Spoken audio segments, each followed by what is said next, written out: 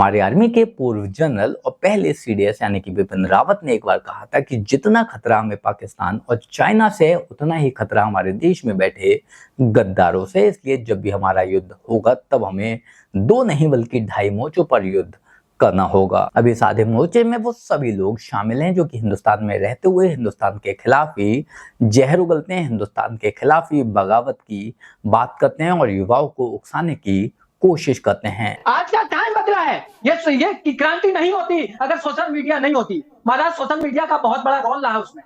आजकल आज के परिवर्तन के समय के अनुसार जीना सीखो। अगर आप 60 साल पहले की तरह की, मैं ये नहीं कहता हूं कि वो चीज यहाँ होना चाहिए, लेकिन आज संभव कुछ भी है, समय कुछ भी करा सकता है। आप विधाता नहीं है इसकी, कल ये होने वाला है। दरअसल कल की वीडियो में हमने देखा ही था कि किस तरह से संजय राउत कांग्रेस और उनके कुछ भाड़े के टट्टू भारत को तोड़ने की बात कर रहे हैं, भारत को नेपाल जैसा बनाने की बात कर रहे हैं। हालांकि कल तक तो ये लोग ट्विटर पर ही जहर उगल रहे थे, आज डिबेट में भी आ गए, डिबेट में भी उसी तरह की बातें करने लगे और भारत की सरकार को भी नेपाल की सरकार जैसा बताने लगे, भारत देश को नेपाल जैसा बताने लगे, जिसको लेकर अमिताभ अग्निहोत्री जी ने इन लोगों की जमकर क्लास लगा दी। बाकी क्या हुआ हमारे आज के इस बहस में, डिबेट में, आप खुद देखिए। नेपाल में जो एक तो ये बात सब लोग निश्चिंत रहिए, भारत कभी बांग्लादेश, नेपाल, पाकिस्तान जैसा दृश्य नहीं हो सकता। चाहे कितनी मनौती मनाओ, चाहे कितनी मन्नत के धागे बांधो, ऐसा नहीं हो सकता।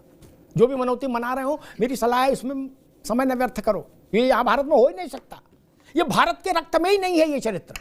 लेकिन जो बच्चे सड़क पर उतरे, नौजवान जैन साहब, उनका जो मैंने देखा उसमें एक आक्रोश इस बात को लेकर सर्वाधिक तीखा है जो उनको संसद फूंकने तक की स्थिति पे ले जा खड़ा कर दिया कि नेताओं के जीवन शैली विलासिता के चरम पर पहुंच गई, मुगले आजम हो गई नेता। जनता के तन पर कपड़ा नहीं और नेता मुगले आजम हो जा रहा। एक तो वो, और मुगले आजम हो ही नहीं रहा, वो उसकी फोटो डाल रहा धका धक। एक होता है चुप्पी मार के बैठे रहो जो अपने घर में काजू बादाम खा रहे, और एक होता है छत पे खाएंगे और पड़ोसी को दिखाएंगे। वो स्थिति नेताओं के बच्चों ने, दुबे जी, जो अपने अपने मकान की, दुकान की, गाड़ी की, लीमोजीन की, फरारी की, टरारी की जो फोटो डालते थे, फीलिंग हैप्पी विथ फरारी, तो जो गरीब नौजवान था उसके अंदर तक तेजाब पैदा हो जाता था।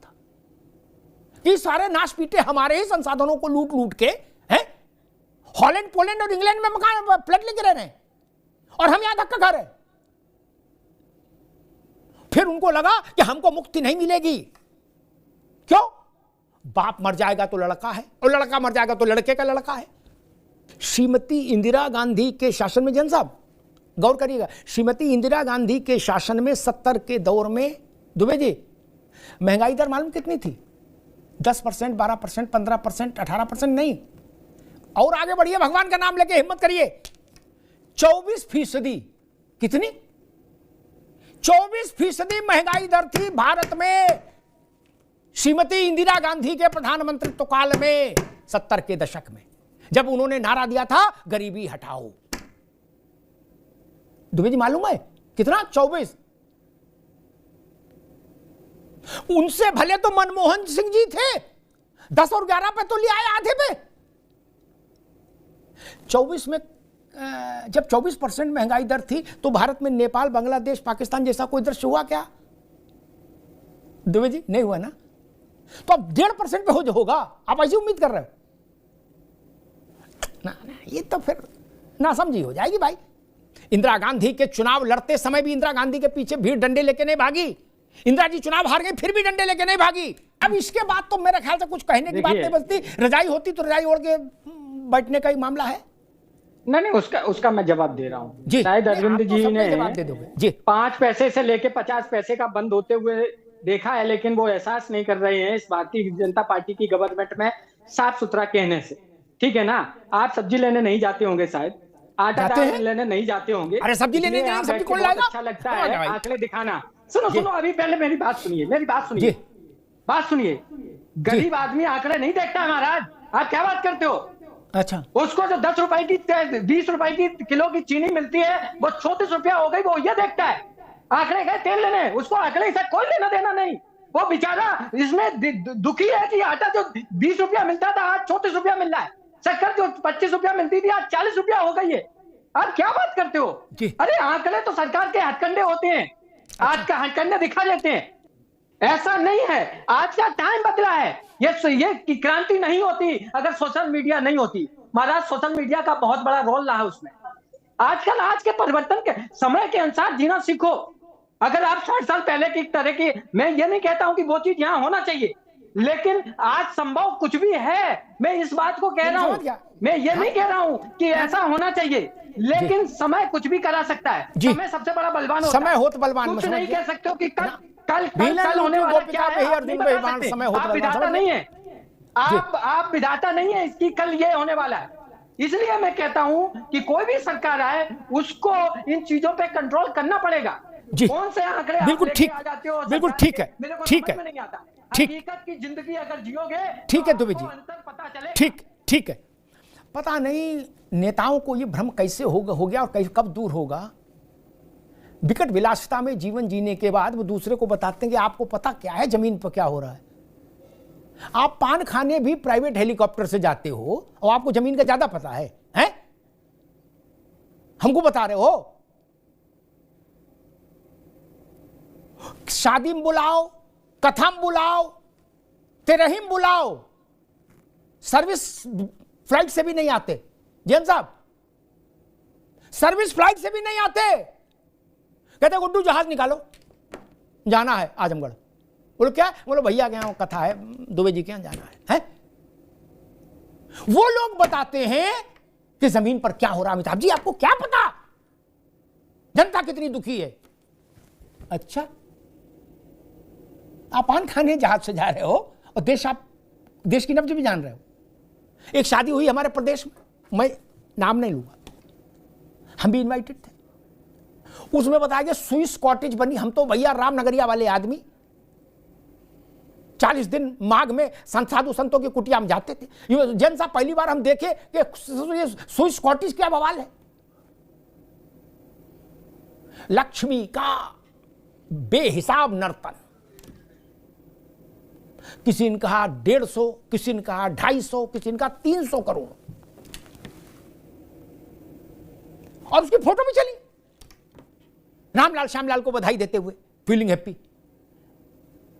मटुकनाथ भी देख रहा है अपने खेत में बीड़ी पीता हुआ। वो कह रहा देखो ससुर, हैं कल तक हमारे साथ घूमते थे, हैं वहां देख ले भैया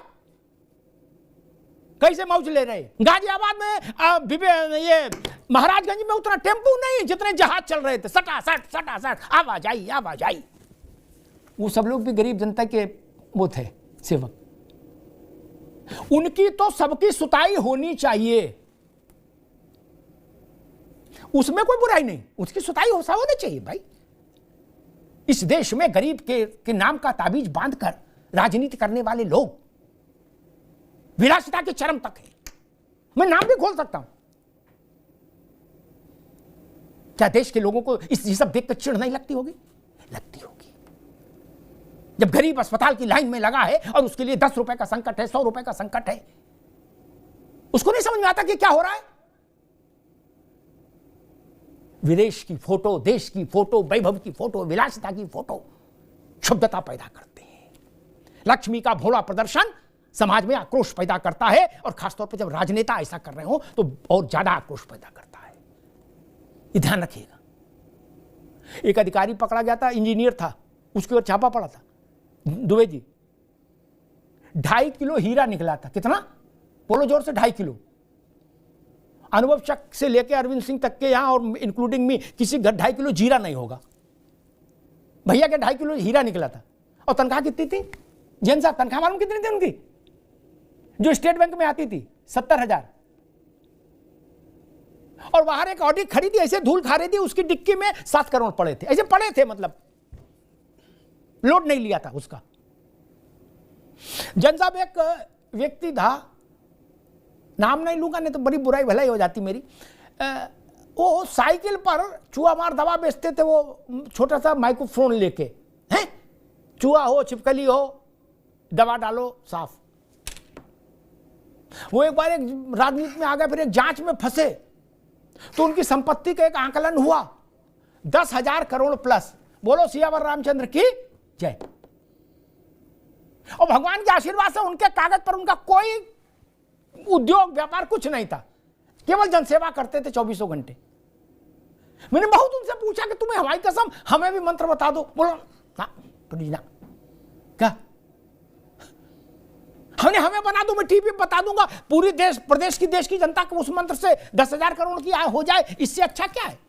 फिर मेरा प्राण भी चला जाए तो कोई बुराई नहीं, भारत की गरीबी तो कट जाएगी। मेरे कौन सा श्री यंत्र है, लक्ष्मी यंत्र है, हमें भी बताओ, दिवाली पर बांट दे बनवा के।